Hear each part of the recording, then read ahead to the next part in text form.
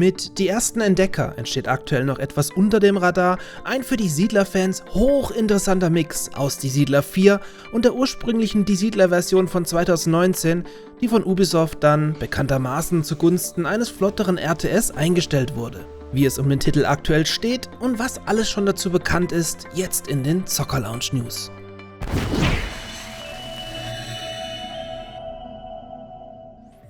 The First Explorers oder im Deutschen Die ersten Entdecker ist ein Ein-Mann-Projekt von Buchwald Interactive, der die ursprüngliche mit Volker Wertig geplante Die Siedler-Version von Ubisoft einfach mal spielen wollte. Da er dazu aber nie die Chance bekam, machte er sich daran, das Ganze einfach kurzerhand selbst zu programmieren. Was lange Zeit als privates Eigenprojekt entwickelt wurde, entfaltet sich nun nach und nach zum echten Hoffnungsbringer für die Siedler-Fans, da das Vorliegende schon richtig gut aussieht. Übrigens habe ich auf der Zocker Lounge LAN im November 2022 ein ausführliches Interview mit Buchwald über den damals noch sogenannten Settlers Unreal Prototypen geführt. Schaut da gerne mal rein, wenn ihr noch tiefer in die Materie einsteigen wollt. Die ersten Entdecker entsteht auf dem Grundgerüst der Unreal Engine 5.1 und befindet sich nach wie vor im Prototypenstatus.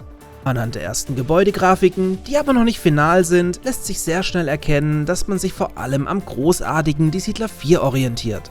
Allerdings soll auch so viel wie möglich aus der ursprünglich in 2018 angekündigten Die Siedler-Version übernommen werden, die man dann 2020 einstellte. So setzt man ebenfalls auf ein Hexgrid, welches aber kleiner ist und mehr Optionen zulässt.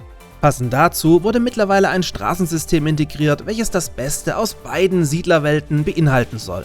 So sollt ihr einerseits auf Straßen verzichten können, um mehr Bauplatz zu haben, oder eure Siedler durch Straßen etwas schneller laufen lassen können. Siedler, die querfeldein laufen, trampeln den Boden nach und nach platt, was ebenfalls zu optischen kleinen Trampelpfaden führt. Holzarten soll es sehr ähnlich wie bei Pioneers of Pagonia 2 Stück mit Hard- und Softwood geben und sich die Gebäude ganz nach dem Ubisoft-Vorbild zu höheren Stufen ausbauen lassen. Trotz noch nicht final abgestimmter Beleuchtung zeigt die Unreal Engine bereits beim Ranzoomen beeindruckende Details.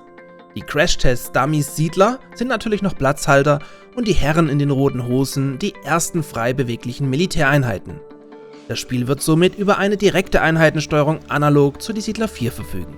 In den letzten Wochen wurde intensiv am sogenannten Resource Broker gearbeitet, der im Prinzip für die in einem Die Siedler-Spiel so wichtige Warenverteilung organisiert und jetzt gut funktionieren soll. Auch wurde anhand von Äxten erfolgreich die erste Nutzung von Werkzeugen simuliert. Die ersten Entdecker wird also mehr zu bieten haben als ein simpler Hammer, der für alles herhalten muss. Wie es sich gehört, wird der What you see is what you get Ansatz auch hier gelebt. Waren liegen entweder offen in Lagern oder in der Landschaft, sodass ihr auch immer ohne Statistikmenü in der Theorie erkennen könnt, wie viel Material in eurer Siedlung noch vorhanden ist. Ebenfalls laufen nun die ersten Tests für einen zukünftigen Multiplayer-Modus sowie eine Gegner-KI, die sich immerhin schon farblich unterscheiden und deren Landesgrenzen korrekt berechnet werden. Neben dem militärischen Sieg, indem ihr klassisch alle Militärgebäude eures Gegners besiegt, soll es auch weitere Möglichkeiten geben können. Über eine offene, einsehbare Trello-Liste lässt sich transparent ableiten, was bereits umgesetzt wurde und was als nächstes implementiert wird. Community-Arbeit ist also das A und O. Apropos Community-Arbeit, mittlerweile findet ihr auch unter https://the-first-explorers.com die Landingpage zum Titel. Diese soll in wenigen Tagen um ein ausführliches FAQ erweitert werden. Eventuell erfahren wir dann noch mehr darüber, welche Fraktionen geplant sind und ob es neben dem Multiplayer-Modus auch eine Kampagne geben wird, wobei es dafür, fairerweise gesagt, noch zu früh sein dürfte. Die ersten Entdecker soll zu einem späteren Zeitpunkt auf Steam im Early Access erscheinen. Hierfür muss der aktuelle Prototyp aber erst funktionieren und vor allem Spaß machen. Wenn ihr euch aktiv am Projekt beteiligen wollt, schaut doch gerne mal auf dem Discord-Server der ersten Entdecker vorbei.